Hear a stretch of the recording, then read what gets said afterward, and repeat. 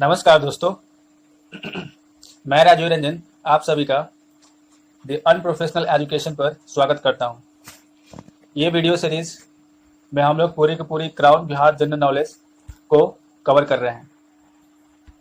इस बुक का जो पहला चैप्टर है उसको हम लोग पिछले वीडियोस में कवर कर चुके हैं। तो अगर आपने अब तक पिछला जो चैप्टर है उसको नहीं पढ़ा है तो ऊपर के आई बटन पर क्लिक कर करके आप उस चैप्टर को पढ़ सकते हैं।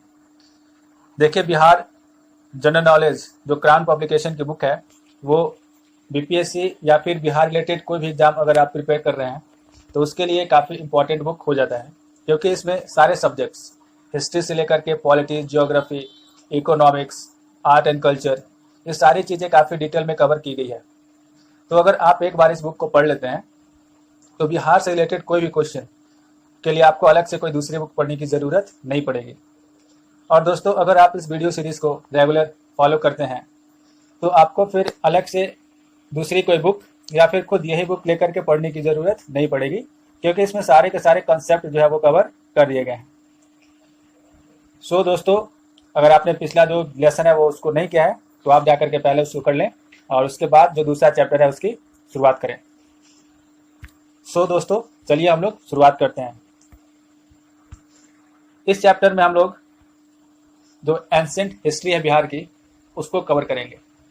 पहले हम लोग इस चैप्टर का जो कंटेंट है उसको देख लेते हैं कि इस चैप्टर में हम लोग को कौन कौन से टॉपिक जो है वो पढ़ने हैं। सबसे पहले इसमें हम लोग आर्यनाइजेशन ऑफ बिहार को देखेंगे, इसको पढ़ेंगे।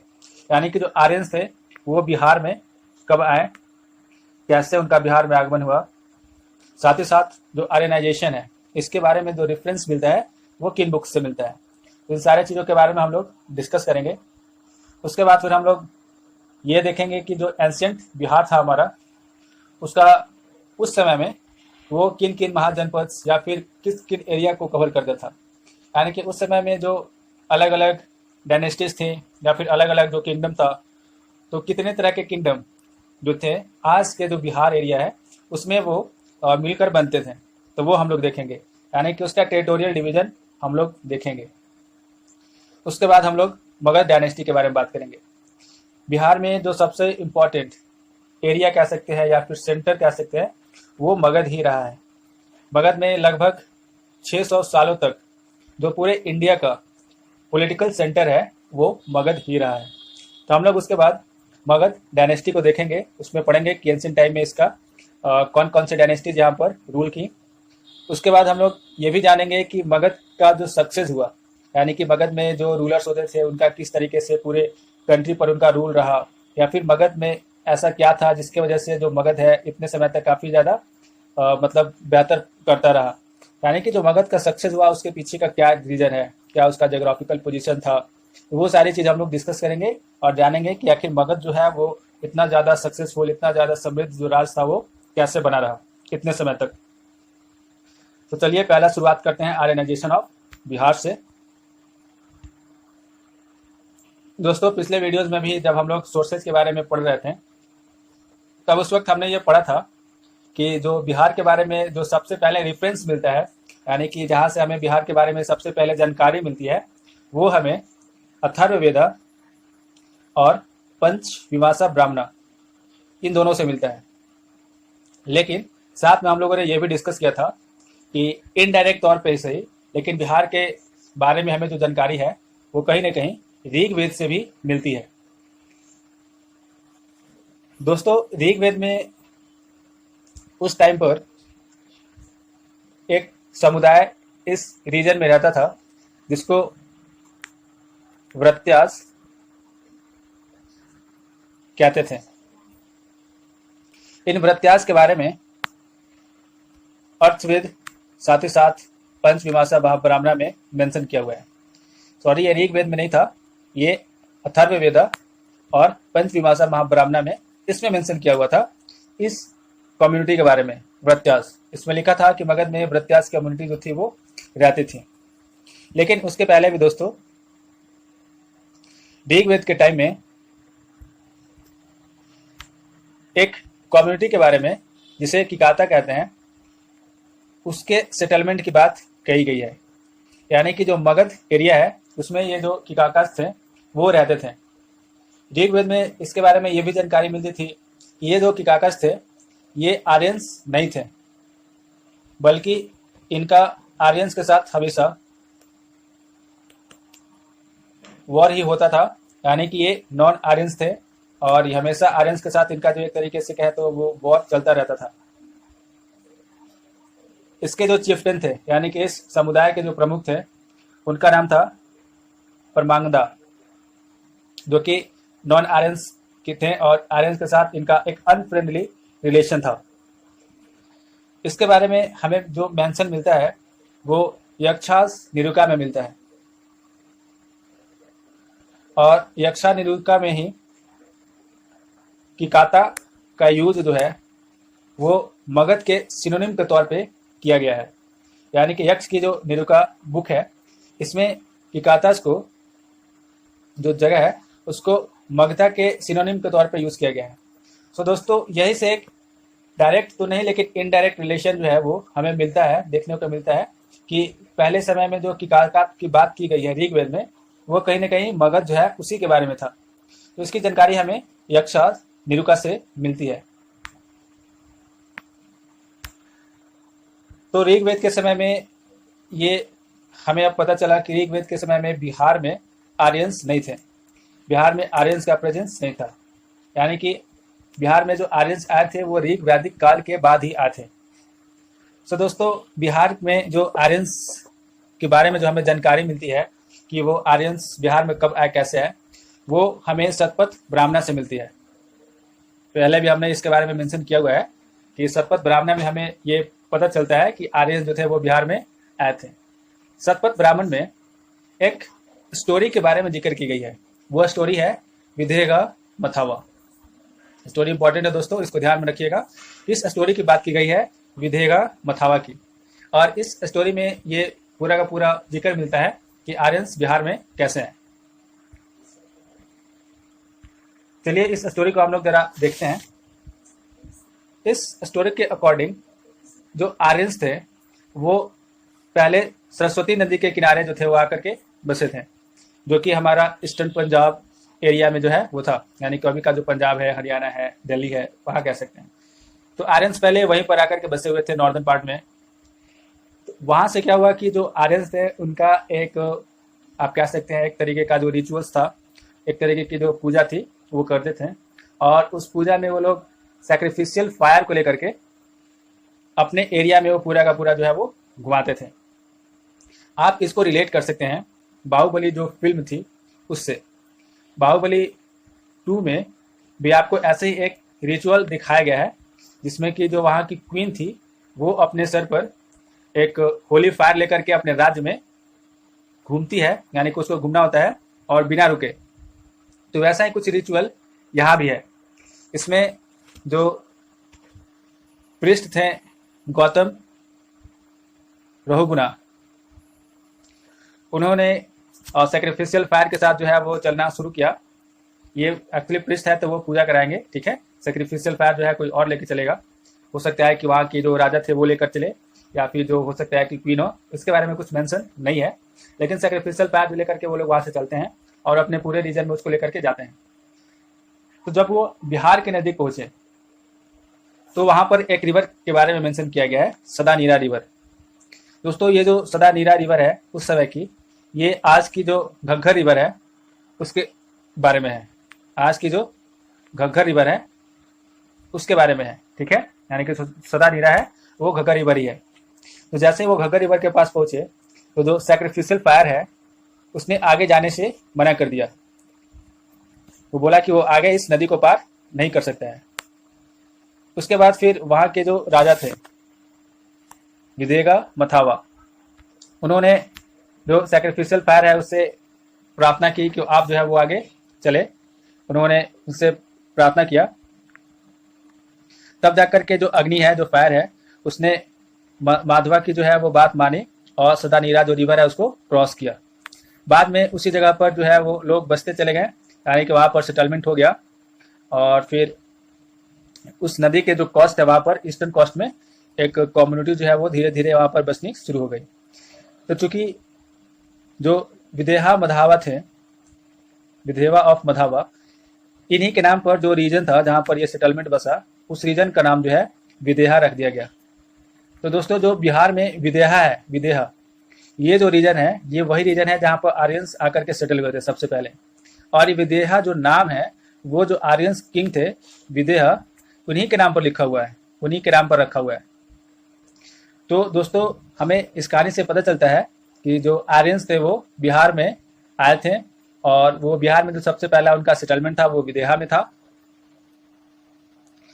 सो दोस्तों ये एक कहानी है विदेहा मथावा, जिसके बारे में ये हमें पता चलता है कि आर्यंस कैसे जो है वो बिहार में आए थे और सबसे पहले किस रीजन में आकर के वो सेटल हुए थे। और साथ ही साथ इसमें हमें ये भी पता चला कि उस टाइम पर जो घग्गर रिवर थी उसको सदानीरा रिवर के नाम से जानते थे। सो इस तरीके से जो बिहार में वो जो है आर्यन जो है उनका प्रेजेंस हो गया। नेक्स्ट हम लोग देखते हैं इसके बाद territorial division of Bihar. Ancient time में दोस्तों हमें पता है कि लगभग 16 जनपद, 16 अलग अलग जनपद की बात कही गई है, जनपद की बात कही गई है, जिसकी जानकारी हमें अंगुतर निकाय से मिलती है।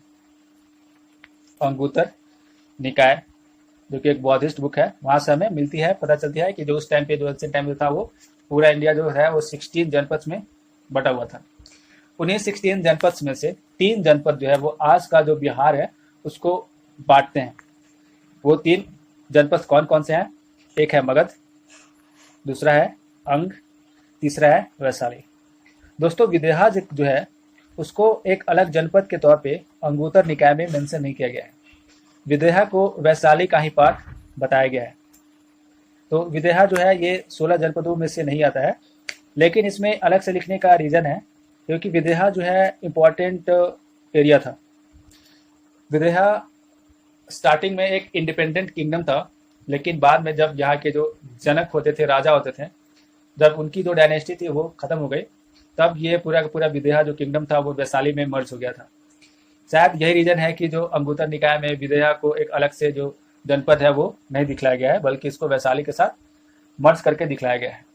तो ये 4 रीजन्स हैं, विदेहा है, वैशाली है, अंगा है और मगध है। हम लोग देखते हैं बिहार में इनका पोजीशन कहाँ कहाँ पर है। ये महाजनपद जो था उसके बारे में पूरा का पूरा फिगर है, हम लोग देखते हैं इस मैप को। दोस्तों आप लोग यहाँ पर देख सकते हैं इस रीजन में ये है हमारा बिहार, इस रीजन में बिहार पड़ता है। इसको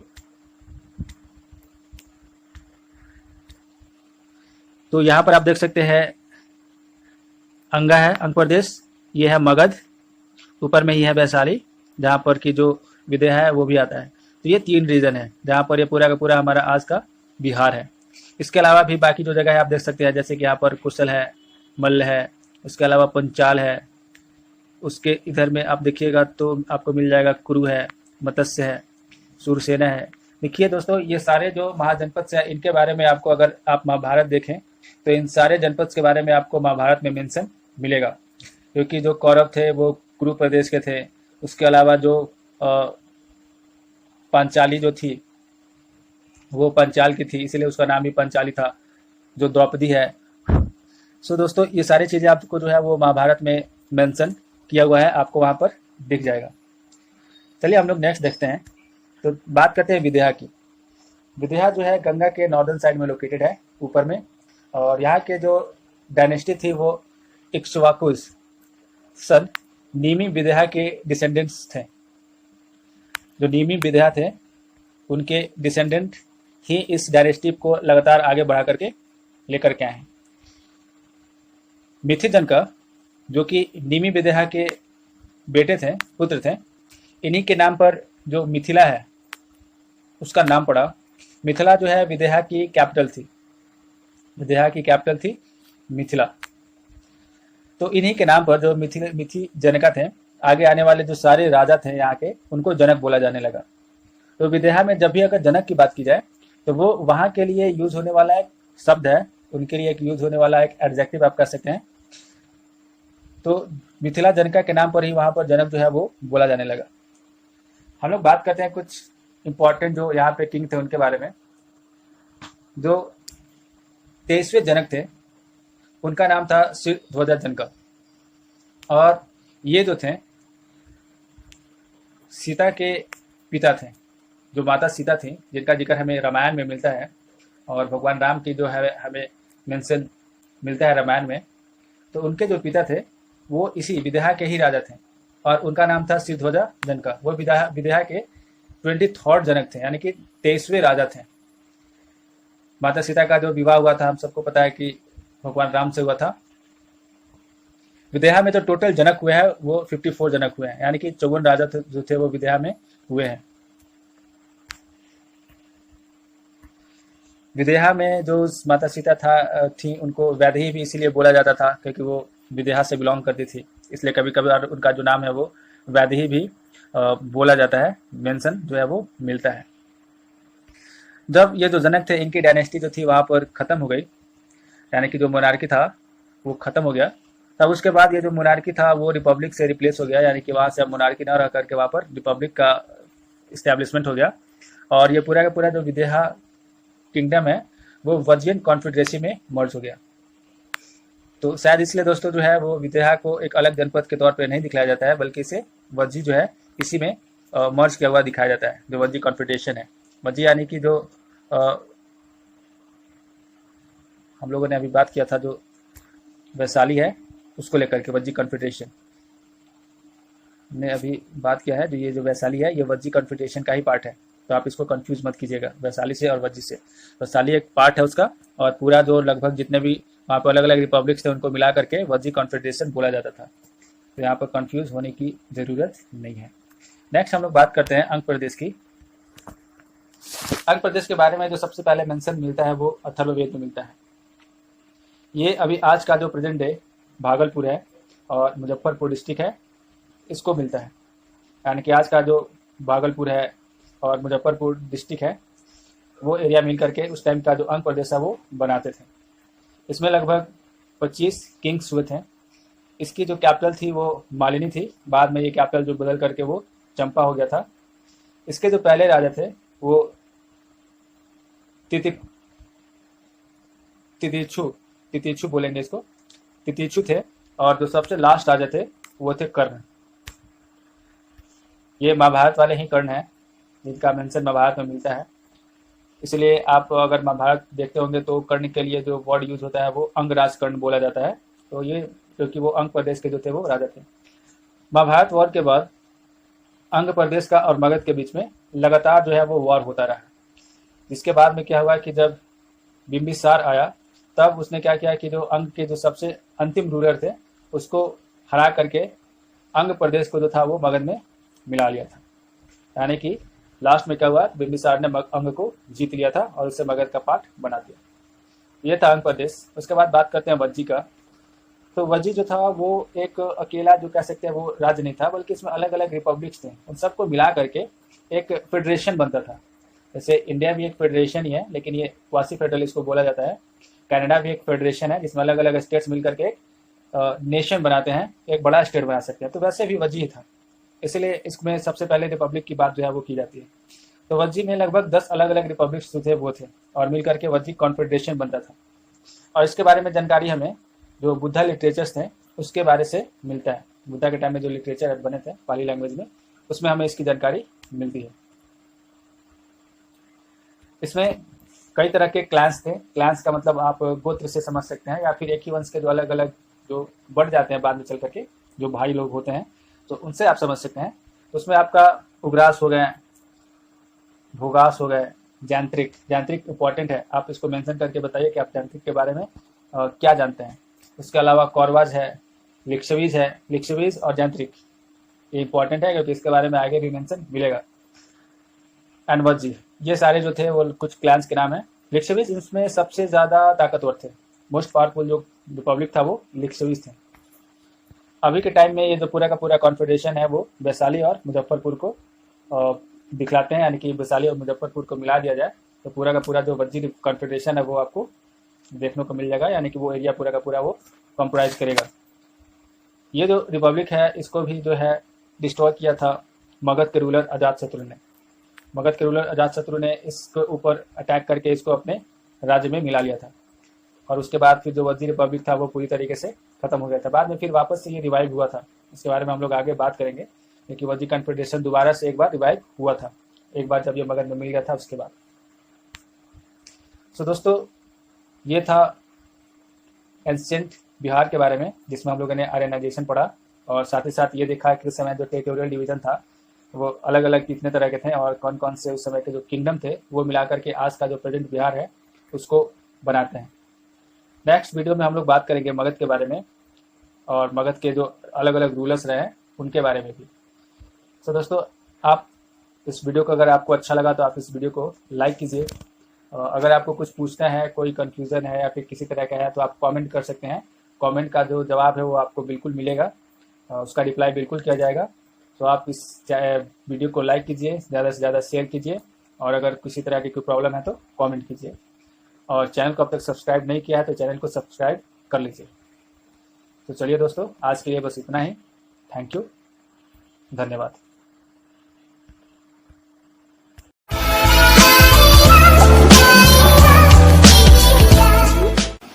नमस्कार दोस्तों, मैं राजीव रंजन अनप्रोफेशनल एजुकेशन पर आप सभी का स्वागत करता हूं। हम लोग प्राउड बिहार जनरल नॉलेज की जो ये बुक है उसको पेज बाय पेज कवर कर रहे हैं, यानी कि इसकी सारे जो चैप्टर्स हैं और उसमें जो कॉन्सेप्ट्स हैं उन सबको कवर कर रहे हैं। अब तक इस वीडियो सीरीज में हमने पहला चैप्टर कवर कर लिया है और साथ ही साथ दूसरा चैप्टर का पार्ट 1, जिसमें कि हम लोगों ने जो एंशिएंट टाइम में बिहार का जो टेरिटोरियल डिवीजन था, यानी कि एंशिएंट टाइम में जो बिहार था वो अलग अलग कितने तरह के किंगडम्स में बटा हुआ था, उसके बारे में हमने पढ़ा था। आज के इस वीडियो में हम लोग मगध के ऊपर कितने डायनेस्टीज ने रूल किया है उनको पढ़ने वाले हैं। तो आज के इस वीडियो में हम लोग उनमें से जो सबसे पहला बृहद्रथ डायनेस्टी है उसको कवर करेंगे। तो अंत तक बने रहिए हमारे साथ। चलिए आज की वीडियो शुरू करते हैं। वीडियो शुरू करने से पहले जो उस समय की जो बिहार थी उसमें कितने तरह के किंगडम्स, या फिर ये कह लें कि जो 16 महाजनपद की बात होती है तो वो 16 महाजनपद कौन कौन से हैं, उनका लोकेशन क्या है, उनके बारे में थोड़ी सी जानकारी हम लोग ले लेते हैं। ये आपके सामने बिहार का एंशिएंट टाइप का मैप है, जिसमें कि मैक्सिमम जो महाजनपद है वो इसमें आ जाते हैं। ये बिहार के आसपास के रीजन वाले जो जनपद हैं उनके बारे में इसमें दर्शाया गया है। उस समय जो पूरी की पूरी पॉपुलेशन कह सकते हैं कि जो मैक्सिमम पॉपुलेशन थी, जनसंख्या थी, जो मैक्सिमम कम्युनिटीज लोग रहते थे वो इसी एरिया में रहते थे, यानी कि जो गंगा रिवर थी उसके दोनों तरफ। तो इसमें आप लोग को देखने को मिल रहा है, हम लोग पहले बिहार से ही शुरू करते हैं। तो बिहार में आपको इस पार्ट में दिख रहा है अंग, यानी कि अंग प्रदेश। यहाँ पर है आपका मगध, ये है आपका वर्जी, वर्जी लिखा हुआ है बट ये वर्जी है। ये है पुंद्रा, बांग्लादेश के अंदर, याद रखिए। ये है वंगा, वंगा से ही आज का जो शब्द बंगाल है वो बना है। उसके अलावा है राधा, सुहमा, कलिंगा, याद रखिए दोस्तों, ये कलिंग है जिसके ऊपर अशोक ने आक्रमण किया था और इसके ऊपर जो उसका वॉर है वो काफी ज्यादा इंपॉर्टेंट भी है, अक्सर एग्जाम्स में क्वेश्चन आते हैं। उसके अलावा ये है सवारा, ये है अस्माका। उसके अलावा ये विदर्भ है, पुलिंदा है। सबसे इंपॉर्टेंट है ये आप याद रखिए अवंती। अवंती की जिक्र जो है वो आपको मौर्य डायनेस्टी के टाइम में भी मिलेगा। अवंती है, उज्जैनी है, उसकी जो कैपिटल थी। तो अक्सर इसका जो जिक्र है आपको आने वाले वीडियोज में मिलता रहेगा। चेदी है। उसके अलावा काशी हो गया, वाराणसी जिसको आज हम टाइम पर जानते हैं। उसके अलावा मल्ल हो गया, वत्सा है, कोसल है जहाँ पे प्रभु श्री राम का जन्म हुआ था। उसके अलावा आप पंचाल देख लीजिए यहाँ पर, जो कि द्रौपदी का जो है वो द्रौपदी का यहाँ जन्म हुआ था। उसके अलावा ऊपर में ये कुरु है, कुरु यानी कि जो महाभारत के टाइम में जो पांडव थे या फिर कौरव थे उनका अपना प्रदेश। यह है मत्स्य, जहाँ पर महाभारत के अंत समय में जो पांडव पुत्र जो थे वो गए थे निवास करने के लिए, जब उनका अज्ञातवास था तब वो इसी प्रदेश में थे, मत्स्य में। यहाँ के राजा थे विराट। उसके अलावा ये सूरसेना। तो ये सारे जो उस समय के जो रीजन्स है वो आप एक बार इसको अच्छे से दिमाग में एक बार बिठा ले, ताकि आगे जब इन्हीं रीजन्स की बात होगी, इनका जो है वो समझाने में यूज किया जाएगा, तो आपको ऐसे कुछ अचानक से नया सा न लगे, उसको आपको लगे कि हाँ ये जो है वो कहीं ना कहीं रीजन है, उसी में आपको मिलने वाला है। तो ये सारे जो वर्ड्स है वो आपके लिए बिल्कुल ही नए नहीं लगेंगे, तो आपको जो कॉन्सेप्ट है वो समझने में क्या होगा, आसानी होगी। तो आप इन सारे रीजन्स को एक बार अच्छे से देख लीजिए, तब हम लोग आगे की वीडियो जो है वो और कंटिन्यू करते हैं। तो चलिए आगे कंटिन्यू करते हैं, बात करते हैं मगध की। एंशिएंट टाइम में जो मगध है वो इंडिया के पूरे पॉलिटिकल सिस्टम की सेंटर थी, यानी कि पूरा का पूरा जो पॉलिटिकल सिस्टम था वो मगध में ही कॉन्सेंट्रेटेड था। यहाँ पर जो राजा हुए हैं, जो किंगडम हुआ है, उसने ऑलमोस्ट पूरे इंडिया को उस वक्त पूरे इंडिया पर रूल किया है। मगध के बारे में सबसे पहले जो हमें मेंशन मिलता है वो अथर्ववेद है, अथर्ववेद में मिलता है। हमने पहले भी इसके बारे में कई बार डिस्कस कर लिया है। आज के डेट में जो हमारा बिहार है उसमें पटना, गया और कुछ पार्ट शाहाबाद डिस्ट्रिक्ट का है, उनको मिलाने पर एंशिएंट टाइम का जो मगध है वो पूरा का पूरा बनता है। शाहाबाद अभी ये डिस्ट्रिक्ट के फॉर्म में नहीं रहा, बल्कि इसका डिवीजन हो गया है। अब ये दो डिस्ट्रिक्ट अलग अलग, आरा और रोहतास, अलग अलग दो डिस्ट्रिक्ट बन गया है। रोहतास में सासाराम शहर है, जो कि इससे बिल्कुल नाम आप देखेंगे तो शाहाबाद और सासाराम मिलता जुलता है। सासाराम वही शहर है जहाँ पर शेर शाह का जो है वो जन्म हुआ था, और यहाँ पर इनका मकबरा भी है। तो ये तीनों डिस्ट्रिक्ट पटना, गया और कुछ पार्ट्स शाहाबाद है। तब इनको हम आपस में मिलाते हैं, तब हमें एंशिएंट टाइम का जो मगध रीजन था वो मिल जाता है। पहले समय में जो कैपिटल थी मगध की, वो पहले तो राजगीर रही है, उसके बाद पाटलिपुत्र है। फिर बीच में कभी कभार ऐसा हुआ कि कुछ राजा आया तो कुछ समय के लिए जो है कैपिटल को शिफ्ट करके कहीं और ले गए, लेकिन मैक्सिमम टाइम पर जो मगध की कैपिटल रही है वो राजगीर या फिर पाटलिपुत्र। बात करते हैं यहाँ पर पहले डायनेस्टी की। तो मगध में रूल करने वाली जो सबसे पहली डायनेस्टी थी, जो कि महाभारत काल की थी, यानी कि जिस समय महाभारत का पूरा जो है इवेंट हुआ था, उस समय में यहाँ पर सबसे पहले डायनेस्टी जो है उसके बारे में हमें जानकारी मिलती है। वो डायनेस्टी है बृहद्रथ डायनेस्टी। वो बृहद्रथ डायनेस्टी है। इसके जो फाउंडर हैं वो थे बृहद्रथ, जो कि चेदी राज, और हमने चेदी जो है रीजन के बारे में आपको दिखलाया है कि चेदी कहाँ पर था। तो वही चेदी के जो राजा थे वसु, उनके सबसे बड़े बेटे थे। ये चेदी राज के सबसे बड़े बेटे थे, चेदी राज वसु के सबसे बड़े बेटे।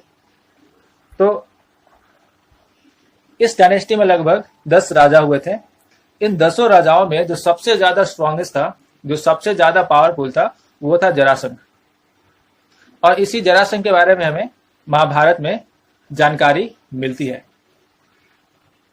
महाभारत में जो जरासंध है उसको पांडुपुत्र भीम जो थे उन्होंने मारा था लॉर्ड कृष्णा, यानी कि भगवान श्री कृष्ण के मदद से। आप लोग महाभारत अगर देखे होंगे तो इसके बारे में आपको जानकारी होगी। तो सबसे जो अंतिम राजा था वो था रिपुंजय। सबसे अंतिम राजा था रिपुंजय, जिसको कि उसी के मिनिस्टर पुलिका ने मार दिया था। जरासंध के टाइम में इसका जो कैपिटल था वो था गिरिब्रिज, यानी कि राजगीर। और जरासंध ने अपने जो पूरे के पूरे जो मगध रीजन था उसको काफी ज्यादा दूर तक फैला दिया था, यानी कि उसकी जो रूल थी वो काफी बड़े एरिया में थी। उसने चेदी को अपने में मिला रखा था। अंग प्रदेश है, पुंडरा है, वंगा है, कलिंगा है। आप ये सारे जो रीजन्स जो है वो मैप में देख सकते हैं। लगभग उड़ीसा, वेस्ट बंगाल, कोलकाता, बांग्लादेश, इस सारी जगह पर, मध्य प्रदेश, ये सारे आज के डेट में ये मैं जगह आपको बता रहा हूँ कि इन सारे जो रीजन था उस पर जरासंध का रूल था। सो दोस्तों, जरासंध काफी एक मोस्ट पावरफुल राजा था अपने समय का। तो दोस्तों, ये थी बृहद्रथ डायनेस्टी, जो कि मगध पर राज करने वाली सबसे पहली डायनेस्टी। अकॉर्डिंग टू टेक्स्ट हम कह सकते हैं कि सबसे पहली डायनेस्टी जो थी वो बृहद्रथ डायनेस्टी थी। इसमें सबसे इंपॉर्टेंट जो रूलर था वो था जरासंध। सबसे पहला रूलर था वो है बृहद्रथ, और सबसे अंतिम है वो है रिपुंजय। तो आप इसको अच्छे से कवर कर लें।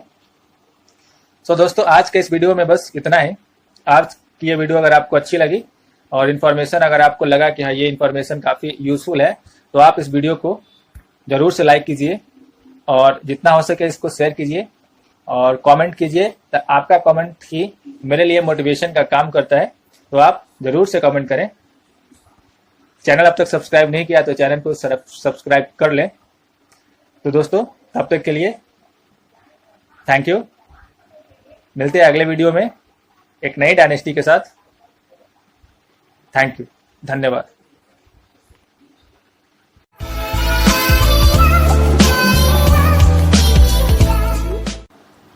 नमस्कार दोस्तों, मैं राजू रंजन अनप्रोफेशनल एजुकेशन पर आप सभी का स्वागत करता हूं। हम लोग क्राउन की जो बिहार जनरल नॉलेज बुक है उसको कवर कर रहे हैं। अब तक हमने पहला चैप्टर कंप्लीट कर लिया है और दूसरे चैप्टर का पार्ट 1 एंड पार्ट 2 अपलोड हो चुका है। तो अगर आपने अब तक वो वीडियोस नहीं देखी तो ऊपर आई बटन पर क्लिक कर करके आप वो वीडियोस देख सकते हैं। आज के इस वीडियो में हम लोग सेकेंड चैप्टर का पार्ट 3 जो है कवर करने वाले हैं। इसमें हम लोग हार्यंग डायनेस्टी को कवर करेंगे। सो दोस्तों, अंत तक इस वीडियो को देखिए। चलिए शुरू करते हैं। हार्यंग डायनेस्टी बृहद्रथ डायनेस्टी के बाद दूसरी डायनेस्टी थी जिसने मगध पर रूल किया।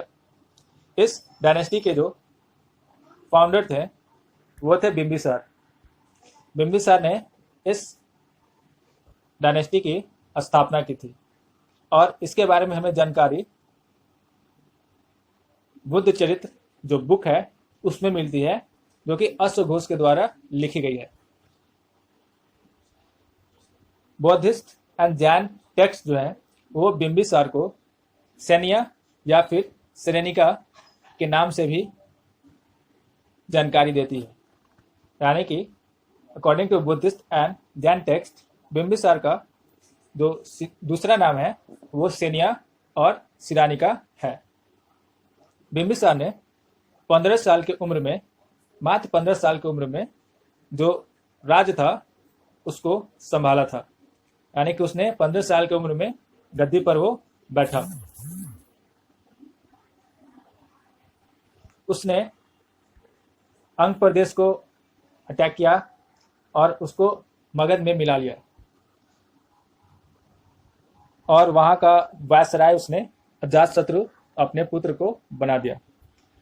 तो अंग प्रदेश जो पहले एक महाजनपद था इंडिपेंडेंट, उसको बिंबिसार ने जीत करके मगध में इसी टाइम पर मिला लिया था और वहां पर अपने बेटे अजातशत्रु को, जो कि बिंबिसार के बाद मगध का अगला रूलर बनता है, उसको वहां का वायसराय नियुक्त कर दिया था। बिंबिसार ने कई सारे किंगडम से मैरिज रिलेशंस बनाए थे। इसके तहत मैरिज रिलेशंस के तहत अलग अलग प्रदेशों में की जो राजकुमारियां होती थी उनसे ये विवाह कर लेते थे और जिसके साथ ही उनका वहां पर संबंध हो जाता था। तो बिंबिसार ने भी काफ़ी सारे मैरिज रिलेशन जो थे वो बनाए थे। जैसे कि कौशल के राजा प्रसेनजीत की जो सिस्टर थी कौशला देवी, उसने उनसे विवाह किया था, जिसमें कि डावरी के रूप में उन्हें जो काशी रीजन था वो मिला था। डावरी के तौर पे काशी जो रीजन था वो बिंबिसार को दिया गया था। ये भी एक इम्पॉर्टेंट पॉइंट है, इसको आप लोग नोट करके रखिएगा क्योंकि आगे आने वाले लेक्चर में इसके बारे में एक इम्पॉर्टेंट इंफॉर्मेशन आपको मिलेगी। उसके साथ ही साथ लिच्छवी चीफ चेटक की जो पुत्री थी चलन्ना, उसके साथ इसने विवाह किया था और लिच्छवी के साथ भी इसने मैरिज रिलेशन स्टैब्लिश किया था, बनाया था। अजातशत्रु जो था वो चलन्ना का ही पुत्र था।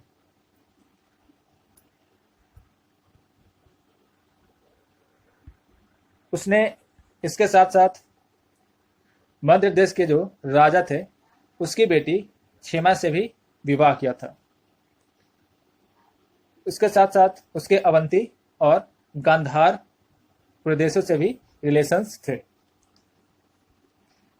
बिंबिसार जो था वो बुद्ध का एल्डर कंटेम्प्रेरी था। कहने का मतलब कि बुद्ध के समय में बिंबिसार जो था वो राजा था, और बिंबिसार जो था वो बुद्ध से उम्र में जो था वो बड़ा था। यानी कि बुद्ध और बिंबिसार ये दोनों एक दूसरे के कॉन्टेम्परेरी थे, यानी कि उन दूसरों ने एक ही साथ एक ही समय पर जो था वो दोनों, आप कह सकते हैं कि दोनों एक ही समय पर जिंदा थे, इसलिए इसको कंटेम्परेरी बोलते हैं। लेकिन बिंबिसार जो था वो बुद्ध से बड़े थे। बिंबिसार का जो डेथ था, अलग अलग टेक्स्ट के अनुसार इसमें अलग अलग बातें कही गई हैं, लेकिन जो वाइडली एक्सेप्टेड है वो यही है कि इसका डेथ जो था अजातशत्रु के द्वारा किया गया था। यानी कि खुद इसी के बेटे अजातशत्रु ने अपने पिता बिंबिसार को मार दिया था, और मारने के बाद जो गद्दी थी उसको पा लिया था। बट जैन ट्रेडिशंस के अकॉर्डिंग अजातशत्रु ने अपने पिता बिंबिसार को जेल में डाल दिया था, और जब बिंबिसार और अजातशत्रु के बीच में कुछ मिसअंडरस्टैंडिंग हो गई थी, जिसके बाद क्या कि जो बिंबिसार था उसने जहर खा करके अपनी जान दे दी थी।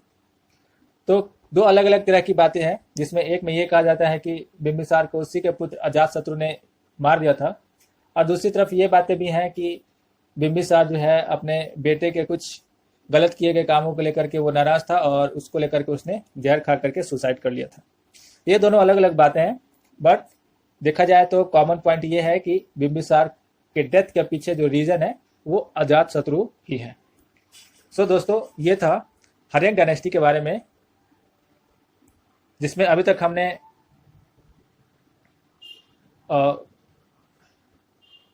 बिंबिसार और अजातशत्रु के बारे में पढ़ लिया। सो आज के वीडियो में बस इतना ही। आप बताइए कि आपको ये वीडियो कैसा लगा, इसमें जो इन्फॉर्मेशन थी वो आपके लिए कितनी यूजफुल रही।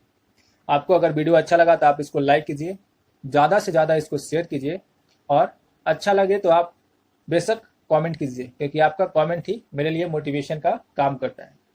सो आज के वीडियो में बस इतना ही। अब तक अगर चैनल सब्सक्राइब नहीं किया है तो चैनल को जरूर से सब्सक्राइब कर लें। सो दोस्तों, मिलते हैं अगले वीडियो में, तब तक के लिए थैंक यू, धन्यवाद।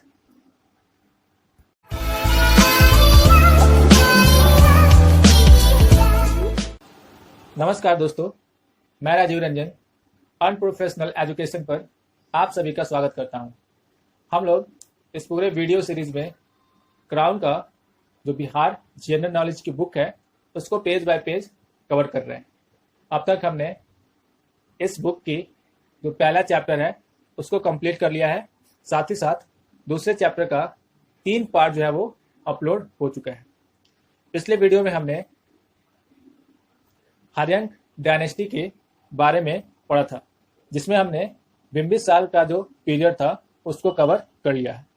अब इस वीडियो में हम लोग अजातशत्रु के बारे में तथा उदयन के बारे में पढ़ेंगे। तो चलिए वीडियो की। अजातशत्रु के बचपन का नाम कुनिक था, यानी कि अजातशत्रु को कुनिक के नाम से भी जाना जाता था। बौद्धिस्ट टेक्स्ट के अनुसार अजातशत्रु ने अवंती के राजा प्रद्योत के इन्वेजन या फिर उसके आक्रमण के डर के वजह से अपनी जो कैपिटल थी उसको घेराबंदी की थी, यानी कि उसको फोर्टिफाई किया था।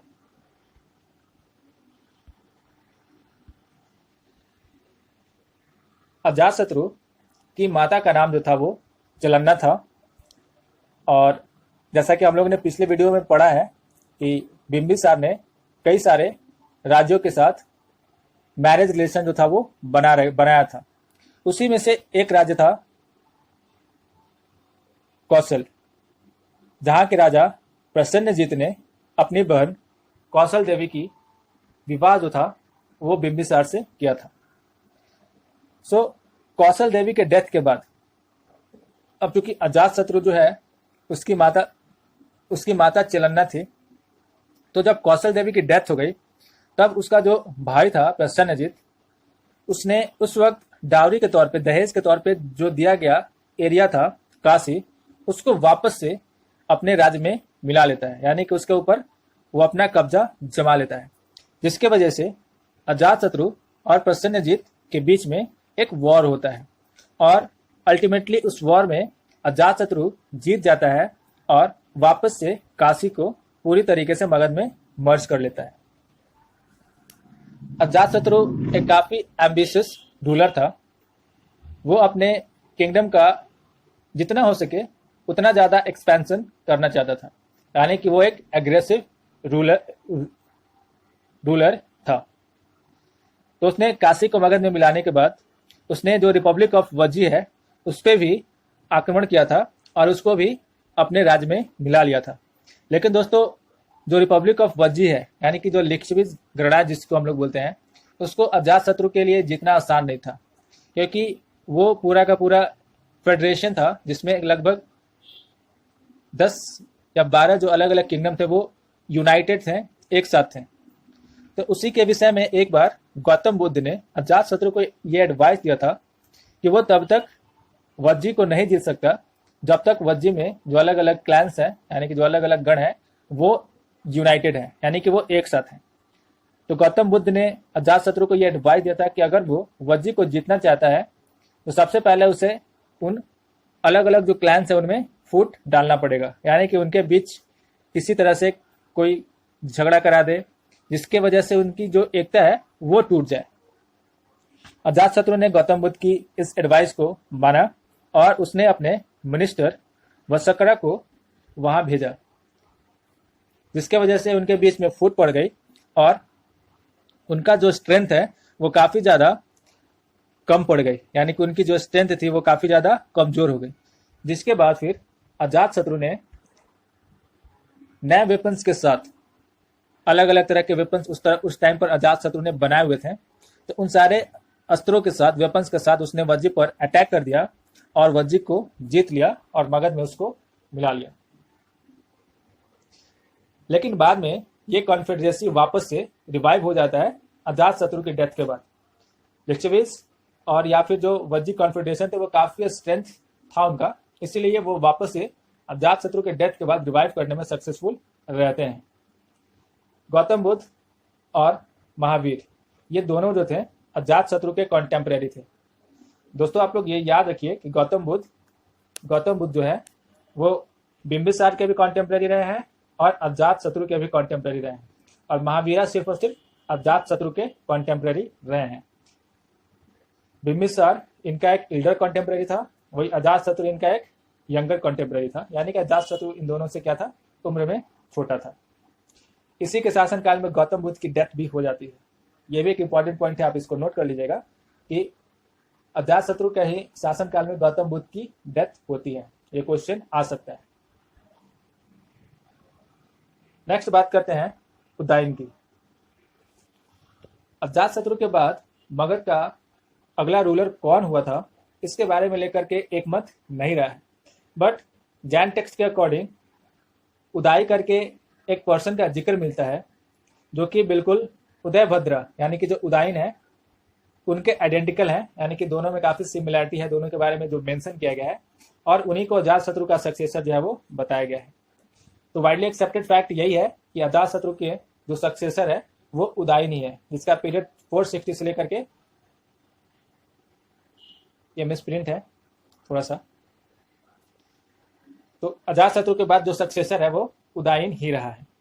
उदयन के समय में वैसे कोई खास डेवलपमेंट तो नहीं रहा, बट एक खास डेवलपमेंट ये है कि उदयन ने मगध की जो कैपिटल थी उसको राजगिरी से हटा करके पाटलिपुत्र, जो कि उस समय पे कुसुमपुर के नाम से जाना जाता था, वहां की थी। तो आप पटना के जो अलग अलग नाम हैं उसमें पाटलिपुत्र के साथ साथ एक और नाम ऐड कर सकते हैं, कुसुमपुर।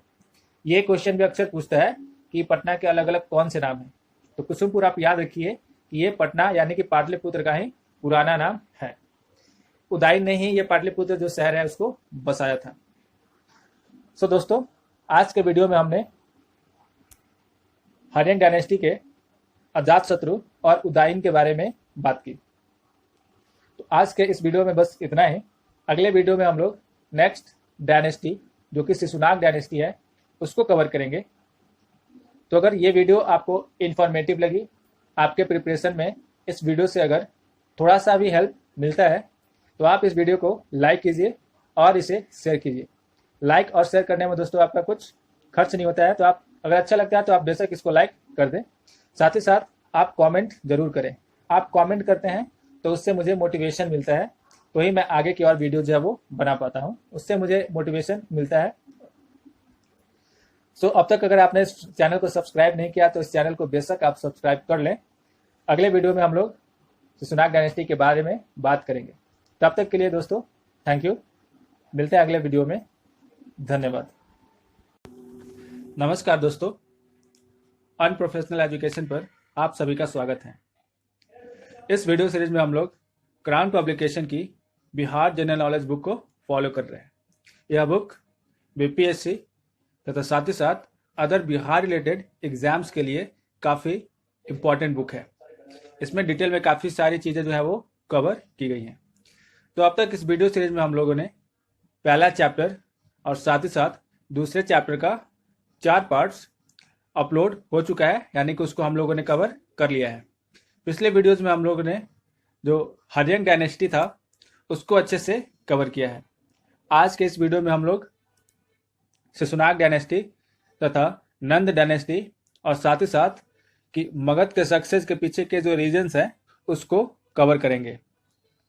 तो अगर आप इस वीडियो सीरीज को लगातार फॉलो करते हैं तो आपको इस बुक को अलग से पढ़ने की ज़रूरत नहीं पड़ेगी, और साथ ही साथ आपको किसी अदर बुक के लिए भी जाना नहीं पड़ेगा, यानी कि कोई अदर बुक भी आपको पढ़ने की ज़रूरत नहीं होगी, क्योंकि इसमें सारी चीज़ें जो है वो कवर की जाएंगी। तो चलिए शुरुआत करते हैं। बात करते हैं शिशुनाग डायनेस्टी की। शिशुनाग डायनेस्टी के जो फाउंडर थे वो शिशुनाग थे। इन्होंने इस डायनेस्टी की शुरुआत की थी। इस डायनेस्टी के दौरान जो कैपिटल है, यानी कि जो मगध की जो कैपिटल है, उसको वैशाली शिफ्ट कर दिया गया था। इस डायनेस्टी की जो सबसे बड़ी अचीवमेंट थी वो ये है कि लंबे समय से मगध का अवंती के साथ जो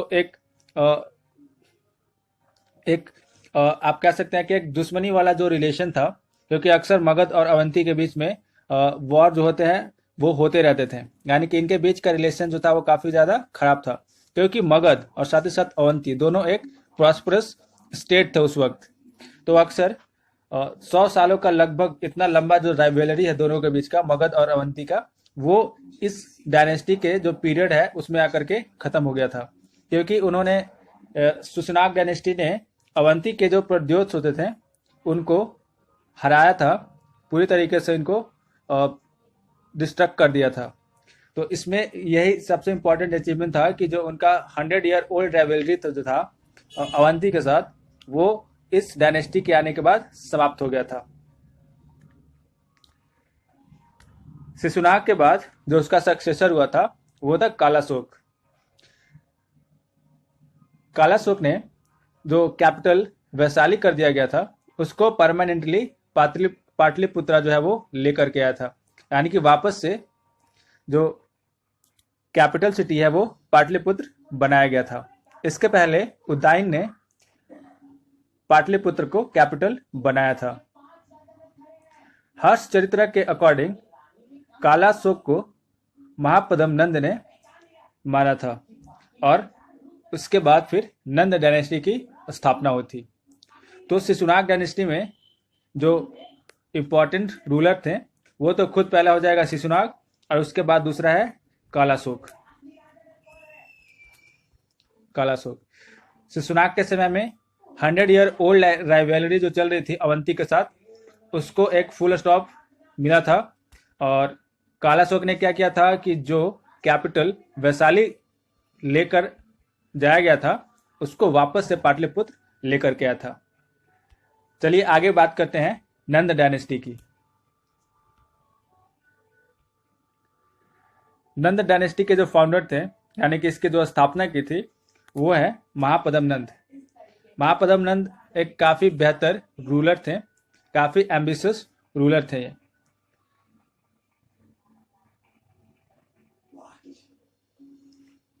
इन्होंने जो क्षत्रिय होते थे उनको काफ़ी बड़े संख्या में उनको जो है वो डिस्ट्रॉय किया था।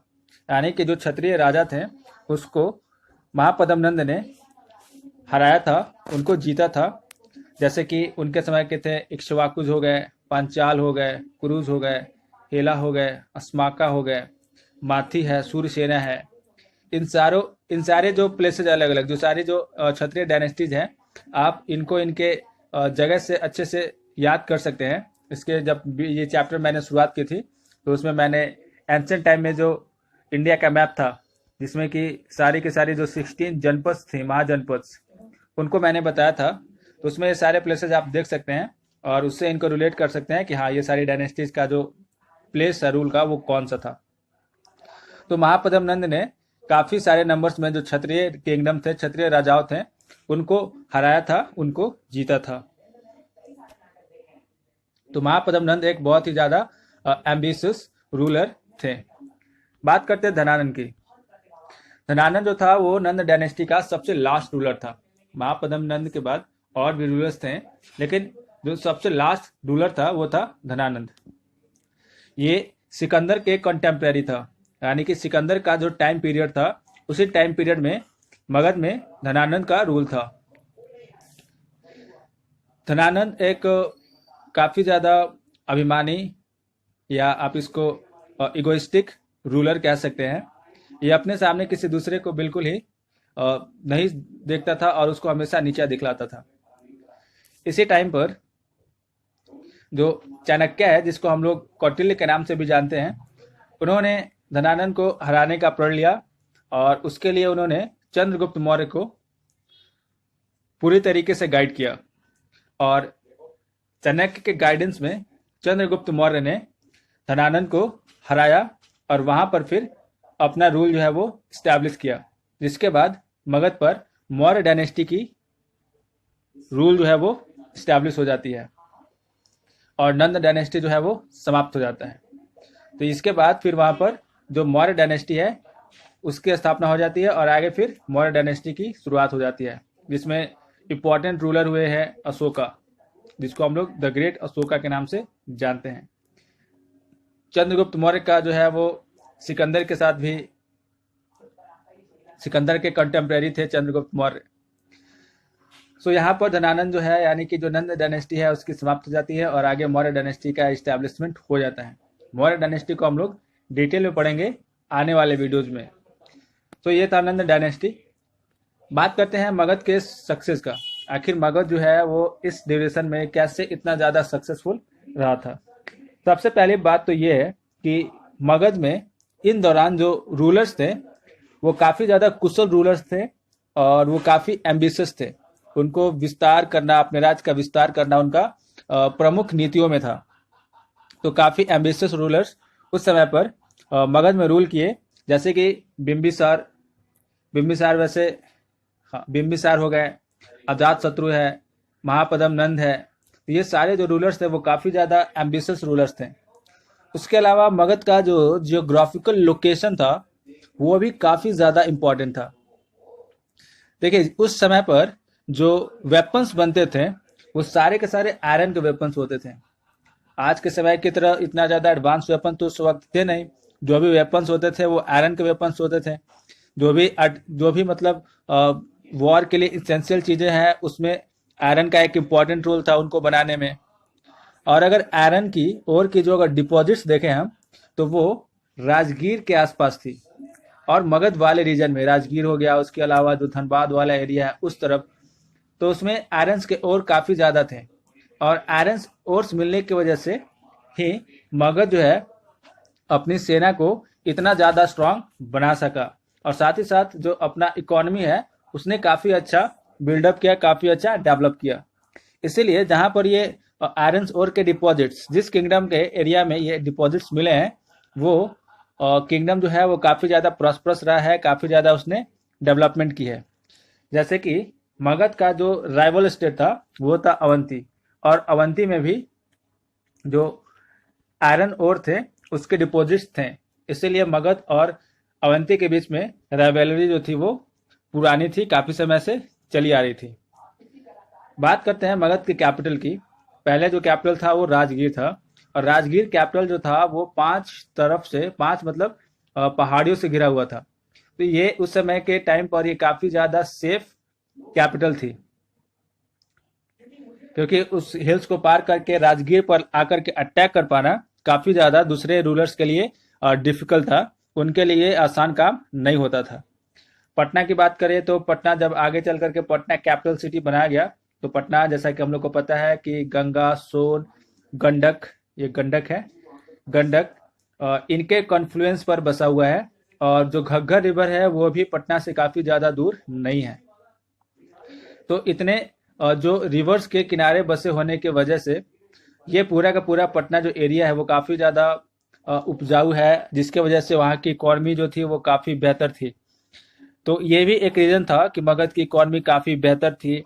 वो जो रूल था, वो जो पूरा का पूरा किंगडम था, इतना ज्यादा सक्सेसफुल रहा, इतना ज्यादा प्रॉस्परस राज्य बना मगध। तो ये कुछ रीजंस है जिसको हम लोग श्योरली कह सकते हैं कि मगध के सक्सेस के पीछे का मेन कॉज है। सबसे पहला तो एम्बिशियस रूलर्स थे, उसके अलावा जियोग्राफिकल लोकेशन, डिपॉजिट्स वहां पर थे आयरन के, उसके अलावा जो कैपिटल सिटी था वो पहाड़ियों से घिरी हुई थी, और वहाँ की जो भूमि थी वो काफी ज्यादा उपजाऊ थी, जिसके वजह से उनकी इकॉनमी काफी ज्यादा मजबूत बनी। सो दोस्तों, ये था इस वीडियो में जिसमें कि हम लोगों ने सुनाक डायनेस्टी, नंद डायनेस्टी और साथ ही साथ मगध के पीछे का क्या सक्सेस था उसको पढ़ा। तो आज के वीडियो में फिलहाल तो बस इतना ही। आगे आने वाले वीडियो में हम लोग मौर्य डायनेस्टी को कवर करेंगे डिटेल में। दोस्तों, अगर आपको ये वीडियोस अच्छे लगते हैं तो आप इसको लाइक कीजिए, ज़्यादा से ज़्यादा शेयर करें, और इसका पीडीएफ भी आप लोग को अपलोड हो जाएगा। इसका पीडीएफ आप लोग फेसबुक पर इसका पीडीएफ आप लोग फेसबुक पेज द लर्नर के नाम से एक फेसबुक पेज है, द लर्नर के नाम से फेसबुक पेज है, उस पर इसकी पीडीएफ अपलोड हो जाएगी। साथ ही साथ वीडियोस के लिंक वगैरह भी उस पर डाल दिए जाते हैं।